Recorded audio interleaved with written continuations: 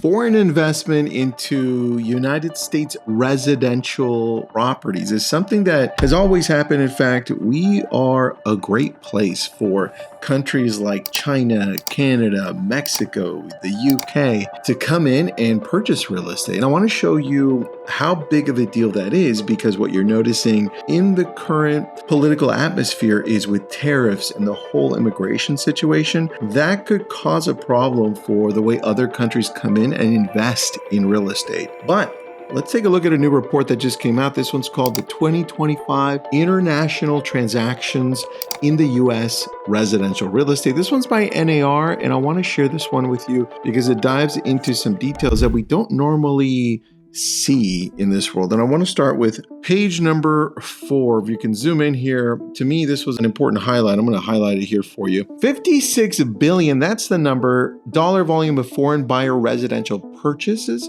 during, look at the year and look at the months, April 2024 to March 2025. That means that right before tariffs got crazy, or people started getting concerned about immigration, that was when it stopped. And look at the percentage here. 2.5% of the dollar volume of existing home sales. Now, I want you to compare that to, because I had to look it up. I was like, well, what does it mean here? I'm going to zoom in. In 2008, 1.8% of all U.S. mortgages resulted in foreclosure. That's at 1.8%. Now we go back here.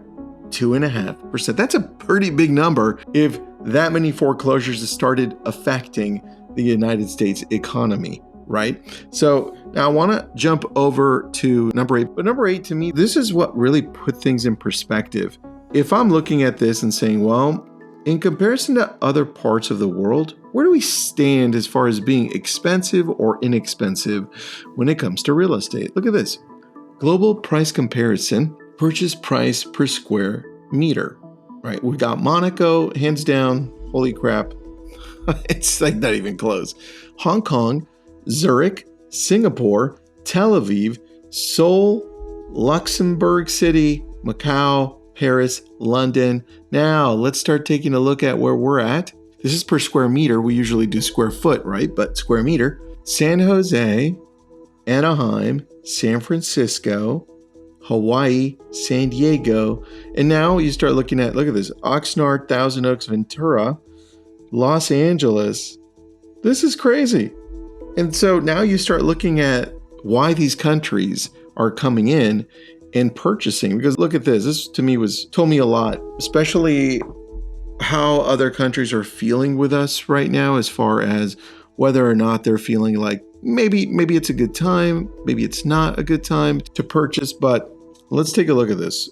Let's go back to 2012 and then compare it to 2025. So you've got non-resident and resident. Darker blue is non-resident coming in with money out of the area, obviously. And you've got resident who live here and they're going to be purchasing property. But I want you to pay attention to the graph because it starts in 2012 and then you start seeing it pick up more, right? Look at this, 2017, 2018, really great years. But what happens is it starts going down even before COVID hits.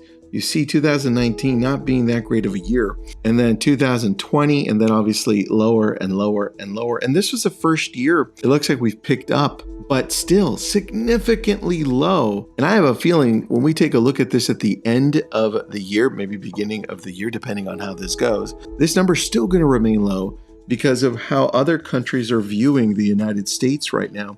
I wanted to give you an indication of where this is because our number one challenge is inventory in the United States. And because of inventory, prices haven't crashed. We don't have an excessive amount of inventory. Now, certain areas, Florida, Texas, do have large inventory amounts because they not only are less affordable, but you also have new construction coming in. So keep an eye on these numbers because if these increase, that could also accelerate prices in certain areas. That's why you always have areas like New York, always pushing prices up to another level. San Jose, Silicon Valley, San Francisco, Los Angeles.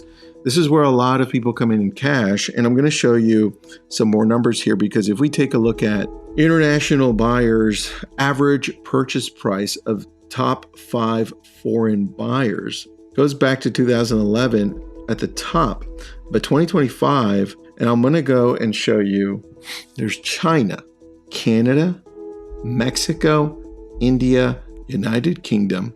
So they break down these 5 because they feel like these are the 5 that come in the most. But look at China coming in and purchasing about average, right? 1,168,000. And usually Chinese come in and buy, and I'll show you that. They come in and buy in California. And then you have people from the United Kingdom looking more in Florida. Same with Canadians. Mexicans come in and purchase in Texas, and Indians are spread out, believe it or not. So I want to share with you this other one right here because I found this very interesting. We're going to zoom into all of them here, all 5. Let's start with where top 5 foreigners purchased U.S. residential properties. We've got China, California, not even close, right? Second is Maryland and then New York. And then you've got major destinations for foreign buyers from Canada. See, Florida and Arizona. Okay. What about Mexicans? Texas and then California. I honestly thought that was going to be reversed, right? Major destination of foreign buyers from India really split equally between, I would say, 1, 2, 3, 4, 5, 6 areas. And then UK looks like 2 main areas, but really just Florida. Right? That's the way that we see it. As you start looking at other numbers too, look at this. International buyers, foreign buyers in the top 5 states. Region of origin of Florida's foreign buyers. Florida, Latin American, Caribbean, California, Asia, Oceania. These are important to take a look at too, because we see what countries are now looking at us and saying, well, you know what, because of the temperature of politics and the way things are going, we may not step in and purchase. And this is what I want you to pay attention to, because as you start seeing these numbers and you start understanding, okay, maybe this matters a little bit more than I thought.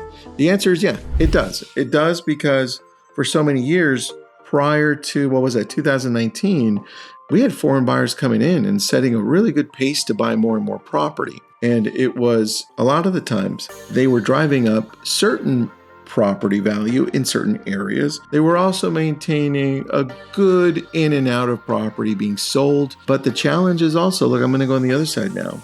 In certain areas, they also have made properties unaffordable for those people that are trying to purchase for the first time.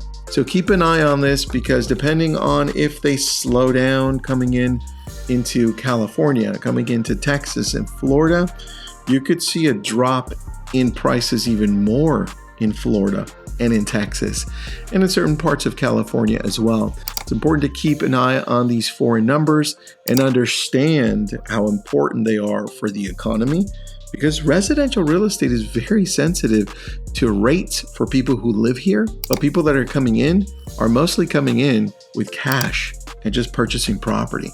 So they're not really coming in and saying, I wonder what the rate is. It comes down to actual value. And if they see it, I mean, you saw that graph that showed the price point per square meter in the United States, significantly less still than some of the top areas in the world. Hopefully this creates more clarity for you. This is Housing Data Nerds. Thank you so much for watching, and share this with somebody who you think might find this interesting.